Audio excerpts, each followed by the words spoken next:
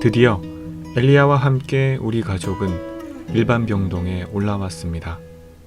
이젠 함께 있을 수 있다는 것, 그리고 마음껏 안아볼 수 있다는 것에 설레었습니다. 하지만 그 마음가짐은 오래가지 않았습니다. 헬 육아라는 말을 그제서야 몸소 깨닫게 되었습니다. 병상에서 혼자 누워만 있었던 엘리야이기에 엄마의 손길이 그리웠음은 당연했습니다. 그래서 안아주지 않으면 좀처럼 잠을 자지 않습니다. 문제는 엘리야에게 붙어있는 여러 장치들로 인해 편하게 들기가 어렵습니다. 고압산소 치료기와 입줄, 그리고 산소포화도 측정기, 그나마 중환자실 입원이 길어져 흉관을 모두 뽑고 온 것이 다행입니다. 엘리야를 케어하며 가장 당혹스러운 것은 산소포화도 측정기의 알림음입니다.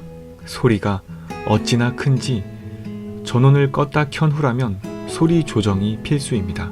간혹 간호사님들도 소리 조절을 못하시는 분이 계시다는 게 함정입니다.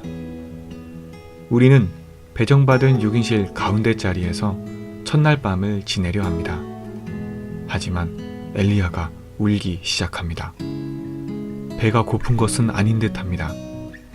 환경이 바뀌어서인지 더워서인지 도무지 알 수 없습니다. 옆 베드에 있는 다른 아이들과 부모님들의 눈치를 받습니다. 결국 그날 저녁 10시 1인실로 급하게 옮기기로 합니다.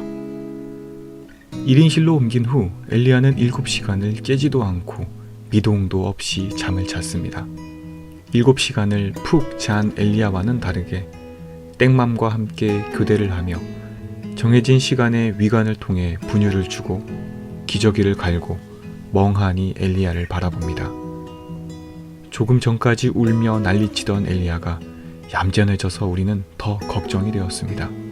혹시 아파서 처져 있는 게 아닌지 말입니다. 간호사님 말로는 처져 있는 모습은 아니라고 합니다. 그리고 아프면 잠도 편하게 못 잔다는 말에 안심을 하고 잠을 청합니다. 하루하루 일반 병동 생활이 흐릅니다. 병실은 1인실에서 2인실 복도 측으로, 다시 1인실로, 그리고 2인실 창가 측으로, 몇 번의 메뚜기 생활을 하며 2인실 창가로 정착하게 되었습니다. 와중에 의료진들의 교수회의에서 엘리야 치료 방향인 폐동맥 확장술은 시술로 결정하셨습니다. 체중 4kg이 단기 목표입니다. 목표 체중에 도달하게 되면 시술을 시도해보자고 하십니다. 그때부터 고열량 분유와 단백질 첨가제를 넣어 체중 늘리기에 전념합니다. 고열량 분유로 인해 개원에는 빈도가 잦아져 열량을 조금 낮추기도 합니다. 위관을 통해 열심히 분유를 주는데도 체중은 잘 늘지 않습니다. 이유는 열량을 높이기는 했지만 유미용 예방을 위해 특수 분유를 먹기도 하며 동시에 체액을 빼내는 이뇨제도 함께 먹고 있어 체중은 제자리 걸음입니다.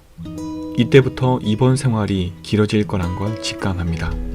병실에서의 생활은 보호자 입장에서 안심이 되는 측면도 있지만 불안감도 동시에 존재합니다. 한 번은 목에 연결되어 있는 중심정맥관을 옮기는 일이 있었습니다. 그런데 하필 C라인 교체하러 온 분이 인턴이었습니다. 그런데 왜일까요? 목에서 C라인을 뽑고 지혈을 해야 하는데 지혈대를 놓고 왔다고 합니다. 목에서 피가 뿜어져 나오는데 땡맘에게 지혈을 맡기고는 처치실에 지혈대를 가지러 자리를 비운 황당한 일이 있었습니다. 물론 지혈은 잘 마치고 이후 간호사님들의 발빠른 대처로 큰일은 겪지 않았지만 제가 퇴근하고 병실에 들어왔을 때 땡맘은 눈물을 흘리고 있었습니다. 그리고 병상 시트는 피범벅에 난리도 아니었습니다.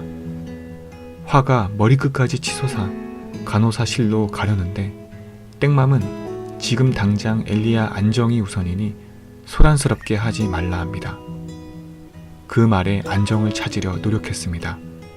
그리고 땡맘은 처음부터 끝까지 의료진을 믿기로 했으니 그리하자 했습니다. 시술을 위해 체중을 늘려야 하는 엘리야. 하지만 늘지 않는 체중과 그리고 안심과 불안이 공존하는 병실 생활. 도대체 언제면 끝이 날까요?